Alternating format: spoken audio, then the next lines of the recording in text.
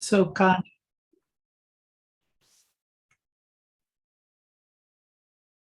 Okay. Thanks everyone for coming today. And we'll be hearing from Karla about her history as a lesbian activist. Karla Jay, PhD, 1947, is Distinguished Professor Emerita of English, Women's and Gender Studies, and Queer Studies at Pace University in New York City. She has written, edited, and translated 10 award-winning books, the most recent of which is Tales of the Lavender Menace, a memoir of liberation. The first woman chair of the Gay Liberation Front and a co-founder of Radicalesbians, which put on the Lavender Menace action, she has been a Grand Marshal of New York Pride's March twice. She has written for many national and local publications. Her series of 24 books from NYU Press was called The Cutting Edge, the first academic series to focus on lesbians, and included the American publication of 2 diaries of Ann Lister, who had been erased and forgotten up until that moment. So please join me in welcoming Karla Jay. Thank you very much for having me. I am a proud member of OLOC and have been for some time. And I really applaud organizations that are by, for, and about lesbians. We just finished what was called Lesbian Visibility Week at the end of April. And I was kind of surprised that the White House invited the cast of the L Word to come over. On one hand, that seemed like a really good move on their part. On the other hand, the vast majority of the cast of the L Word consists of non-lesbians, and mostly straight women. So I thought, here, lesbians seem to be the group still, after 50 years of struggle, most represented by non-lesbians. It's just, while other groups seem to be up in arms when this happens in the media. And this has been a kind of really long struggle. And I'm kind of going to talk today about the Lavender Menace, and I have to, as all the TV shows today, if you watch any TV show, they start in the present, and then they say 6 weeks earlier, and then they go back. And I am going to go back a little bit to the women's movement, because the Lavender Menace and Radical Lesbians, it really started with the women's movement, as I say on the video. She's beautiful when she's angry. I was a member of the Radical Women's Movement. I was most drawn to it because I believed that we should have full control of our bodies, and that this was a lesbian issue, and this was also an issue for all women. And, sadly, as everyone who is here knows, we are still fighting to have choice for our bodies, to decide our reproductive choice by ourselves or in consultation with a doctor, and not to have this decided by Congress, the Supreme Court, or Walgreens, whether or not we can have birth control or we can get Plan B. So sadly, this struggle is still going on. As I say in the video, the women's movement was very homophobic. So after the Stonewall uprising, very shortly thereafter, I found out that a group was meeting, and they were going to form what was called the Gay Liberation Front. And I went over there, and I was really quite pleased in some ways that this intersectional organization really had a lot of women who were lesbians and political the same way I was. And that was really good, although there were many lesbians in the Gay Liberation Front, as well as gay men who had never been in a political organization, or they had just kind of wandered in there or shown up at a dance. And they were really not politically engaged before coming to the Gay Liberation Front. And the lesbians as well came from many walks of life and had different political outlooks on what should be happening. One of the things that many of the women agreed on, and this was really the forerunner of this, was that women did not have enough of a say in the Gay Liberation Front. And when they had dances, which they had once a month, the men would take up most of the dance floor. And the men were so much bigger than the women that we had trouble finding other women in this, at a dance. And so the men said, well, we'll give you a room. We had our dances at the Alternate U, which was a Marxist university on 14th Street and 6th Avenue. And they had classes there. And they also opened their doors to dances like those of the Gay Liberation Front. But the back room wasn't really what we had in mind. And also it was really grungy back there. And it wasn't still what we wanted. So when I became chair of the Gay Liberation Front, I and a number of other women said, well, let's have a dance of our own. And this was really an important moment in our history because it was illegal in New York and also in most places in the US in 1970 for two people of the same gender to dance together. It was simply illegal. And if you went to the bar and you would on the dance floor, lights could go on and that would tell you to separate from your partner and to stop dancing because the police were there and you could be arrested. The other factor, of course, in New York, the bars were owned by organized crime syndicates, and the bars were the only place we had.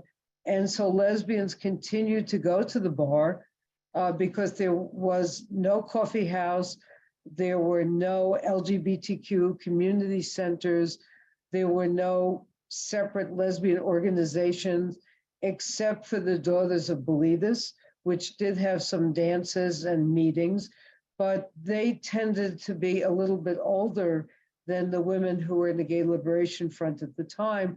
And they were kind of less, they were less radical.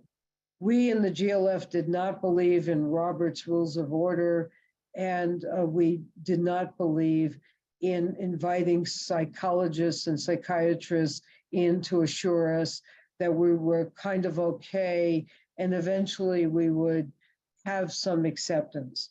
The people in the Gay Liberation Front felt that we were going to be ourselves, and if you didn't like us, that was your problem, and just kind of get out of our way. So we had a dance in February of 1970, and it really wasn't easy. I think people either don't know or have forgotten how difficult it was to do something as simple as dance together. We couldn't take out an ad anywhere because no publication, including the Village Voice, would print the word lesbian or gay. We did picket the New York Times to get them to use the word gay. They were just using the word homosexual, and usually in quotes. So the word lesbian was totally invisible. The word gay was invisible. And I remember being on a TV show 5 years later when the host of the show, Tom Snyder, turned to me and he said, "Why do you people call yourselves gay anyway? You don't seem so happy to me." And I said to him, well, I used to call myself a practicing homosexual, but now I've had enough practice. And he practically fell out of his seat, but But this was already 1975, and people were still not used to the word gay or the word lesbian. So we asked our friends to come to the dance. We went to the only bar, which was called Cookies. And Cookie, who was like a front for the mob, she threw the women out into the snow. And I was not going to go in there because I knew she was a mobster or a front for the mobsters.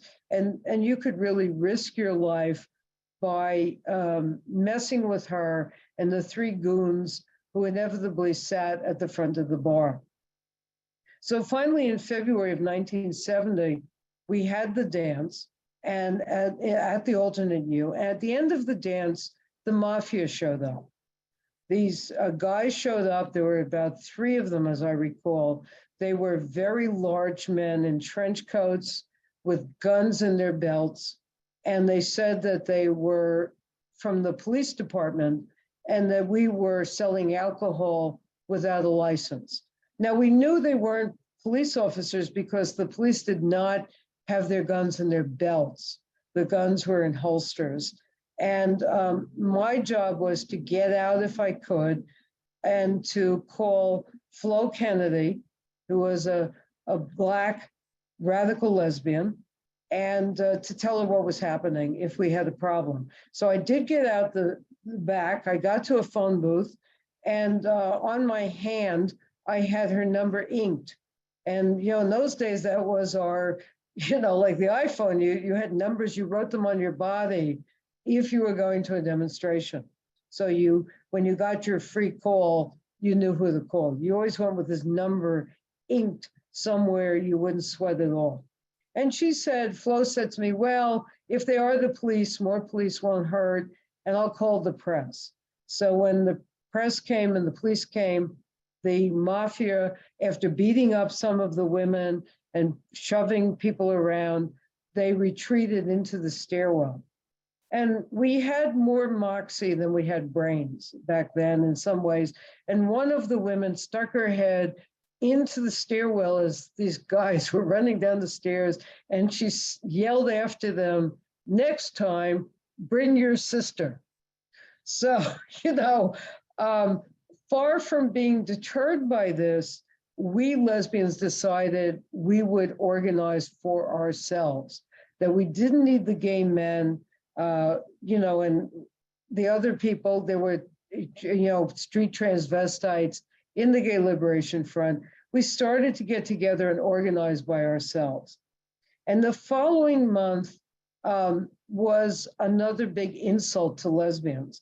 Betty Friedan, in the video, as you can hear, she called us the Lavender Menace. She said that we would ruin the women's movement. But in March of 1970, there was a further real insult to us. Susan Brown-Miller had a piece in the New York Times Magazine, and it was the first major piece about the women's movement. And she referred to the Lavender Menace controversy. And she said, lesbians are lavender herring, surely no threat. And many of us were more insulted to be called a lavender herring than to be called a Lavender Menace.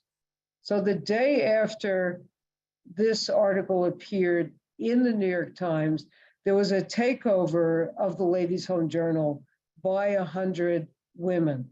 And some women did not show up because they were so insulted by Susan's remarks, and because Susan was one of the main organizers of the takeover, along with a group that was called Media Women.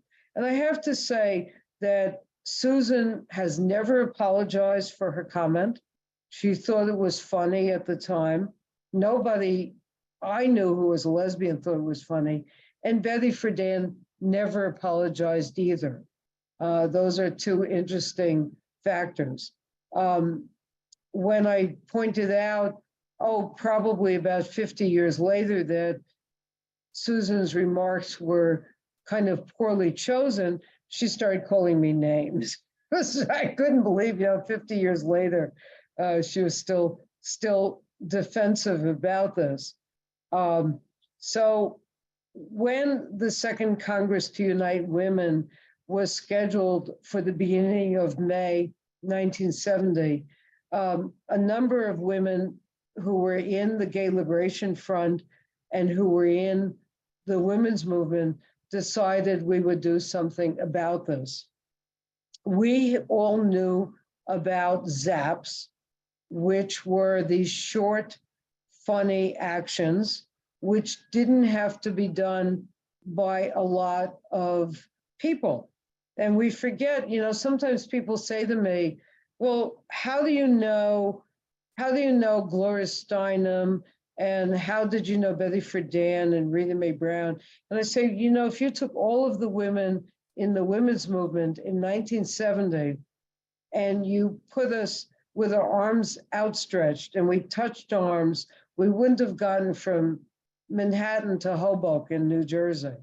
I mean, I don't think, there were hundreds of women in the movement in 1970, but probably not thousands.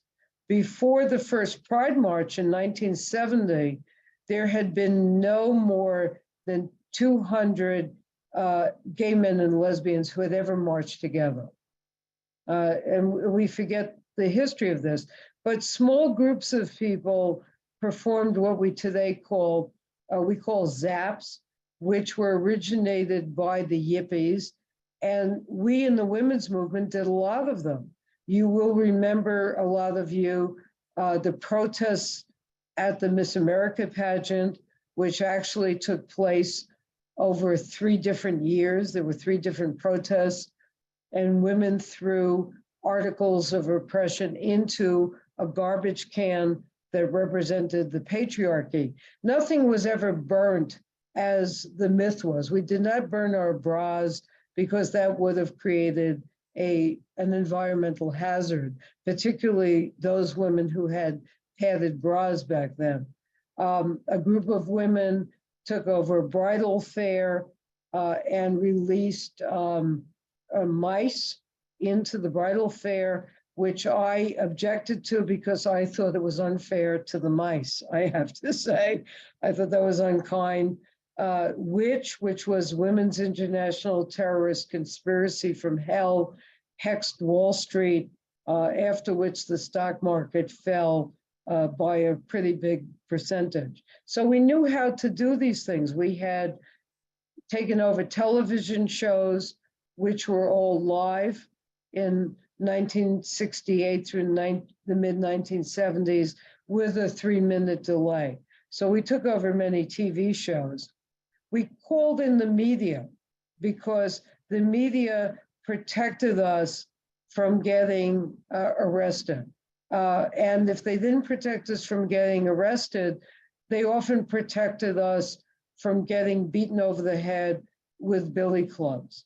And people forget that nobody had a cell phone. 1 or 2 women had a Super 8 camera.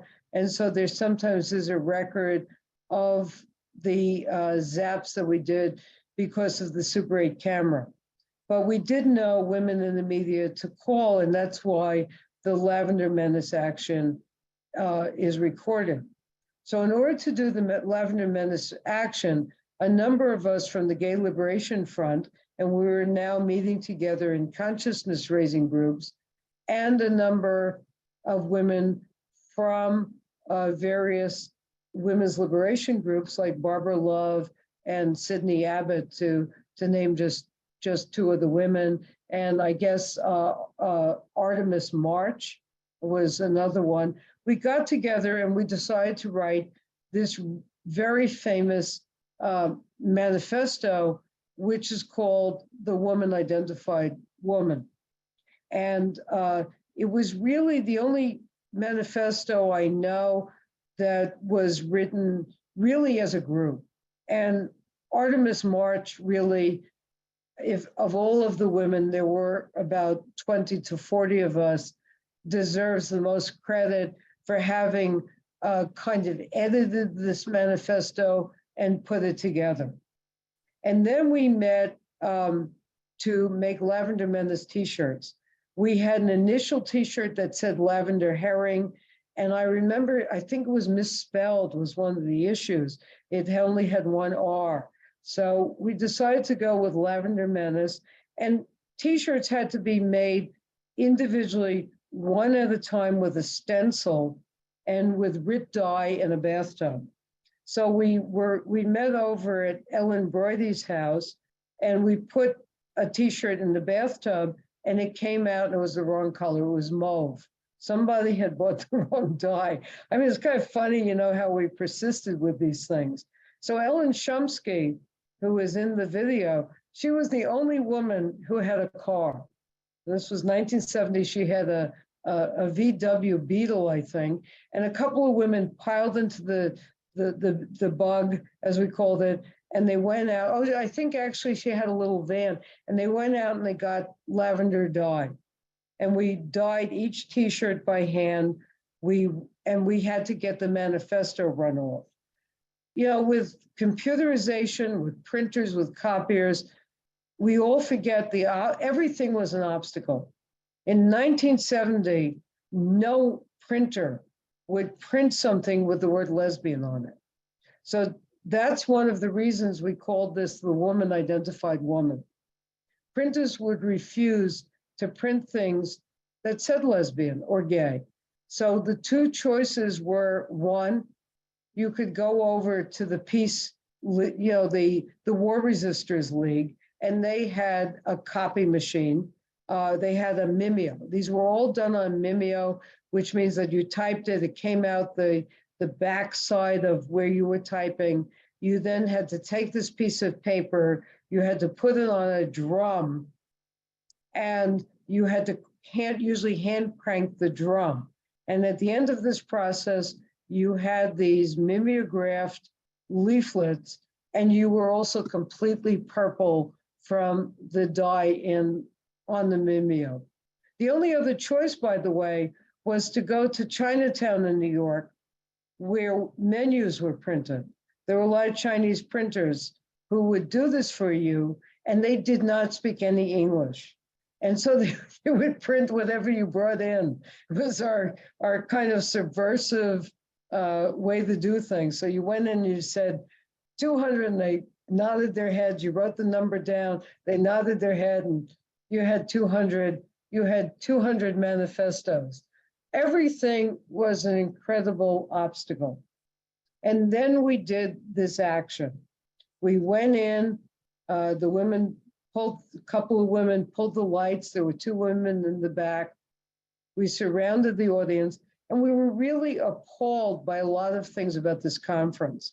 We were appalled that Betty Friedan had called us a Lavender Menace. We were appalled by Susan Brown-Miller's comments.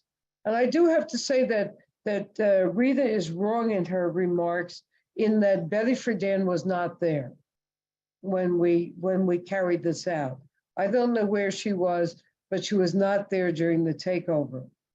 And we were also appalled that issues of race and class were not on the agenda of this Congress, which was put together by now, and they had never been on the agenda. And we felt that this was horrible. So we got up on the stage and we said, look, we're not going away.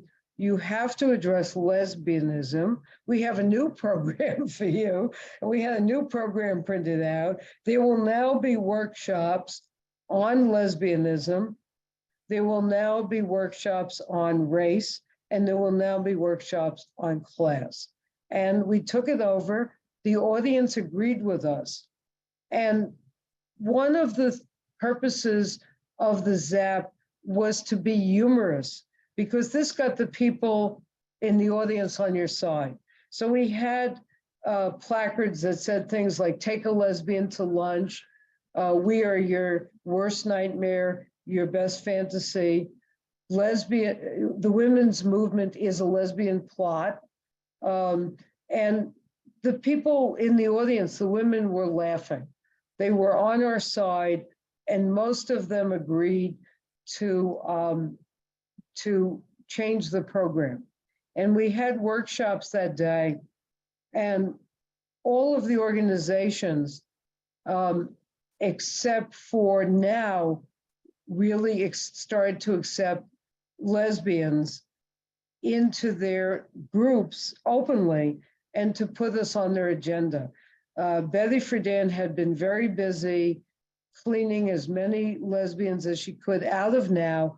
It wasn't just Rita, it was Ivy Bettini, who was the president of Now New York, and many other lesbians were just thrown out of the organization, out of their lesbian phobia. However, it should be noted that Betty Friedan herself did not ever say that she would accept lesbians into Now until 1977 at the Houston Conference on Women. And I think that she had 1 or 2 broken arms when she said it, because she just, women had to just twist her arm and just keep on twisting until Betty would say, okay, we'll let lesbians in here. And even around 1988 or so, when I was writing my memoir, I ran into Betty in an elevator. And Betty said to me, she said, you caused me so much trouble. And I turned to her and I said, no, Betty, I said, you caused yourself all this trouble. And then the elevator doors opened and I said goodbye to Betty. I just said, bye now. And I want to add to this that this is the most famous action that the lesbian movement in some ways ever did. In some places I have gone to speak, and I've spoken all over the country and in other countries, young women have shown me videos of plays that they've put on called the Lavender Menace. There is a drink you can get in many bars called the Lavender Menace, which is a cocktail that includes lavender, and I don't know what else is in it. There was a bar in Toronto called the Lavender Menace. There was a play in London and Scotland, which is still touring, which has the word Lavender Menace in its title. But I have to say, it was put together by the male owners of the Edinburgh bookstore. It's called the Lavender Menace. And every year, I get requests from young women, sometimes from young men, and or queer people who define themselves as non-binary or trans, in grades 8 through 12. Usually the people are in either grade 8 or grade 12, competing in a national history conference. It's a contest, excuse me, it's a national history contest, and they want to do a project on radical lesbians and on this part of lesbian history. And, I help them. I do interviews with them on Zoom or telephone. And, I'm so proud of these people. And this year, a young woman who is in grade 12 named Scarlett Price, she did a project about the Lavender Menace action, and she won the national contest. And I just can't tell you how proud I am of her project, and that she did this. And I think these young women are, as Natalie Barney wrote in 1920s, Natalie Barney wrote, "These are the women of the future for whom I wrote." That's what Natalie Barney said, and that's how I feel. These are the women I am hoping will pick up the torch and go forward with it. I haven't put down my torch. I may be limping a bit after, well over 50 years in the movement. But these are the women, like many of the women in this room, whom I'm proud of. And, we're all going forward. And a lot of it started with radical lesbians. Not everything we did was pretty. I mean, I think that a few members of the group did things that they've told me later that they're ashamed of. And we who did things first, it wasn't pretty sometimes. When you are creating something, it's like when Gertrude Stein created modernism. When you're doing something that's new, it's not pretty in the beginning. And I don't think it's pretty now. And we've never done things, or at least I've never done things to make them pretty for other people. If I had wanted to be Ms. Popularity, I would have done something else in my life. And I just really wanted to create change that hasn't happened and I'm still fighting for. And of course, like many of my sisters who are here today, things are getting more difficult. And I've been saying for many years that the tiger is at the gate and we can't stop fighting because the right wing is just revving up and revving up. And now it's beyond that. Now the tiger's nose is in the tent. And things are about to go very backwards for us if we are not careful. And I think while we have to be bracing ourselves for the fact that we lesbians may be losing some things in the near future, we can take hope from groups like Radical Lesbians that we won't give up. And if we do lose something along the way, we're gonna just get after these people until things for our descendants are even better. And I'd love to hear your own experiences and your comments and questions, because I know it wasn't me who did this, we did this. And it was a group effort. And one of the things that made me do anthologies is that everyone could have her voice in an anthology. And I know that a lot of you here, that you've all done things as well. And I want to thank you for whatever you've done. And I hope, you're all going to just keep your spirits up and keep fighting, because you can either, as Pat Schroeder said, you can roll up your sleeves or wring your hands, but you can't do both at once. And so I encourage everybody, just roll up your sleeves and just keep going, because we've got a long fight ahead of us. And I want to thank you for inviting me.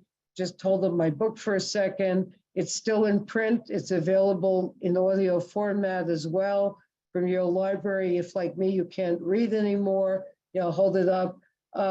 And, please support your sisters who create this culture for you. Thank you so much. Thank you, Karla. Appreciate all of your comments. So we're going to turn it over now to questions and answers. JR, if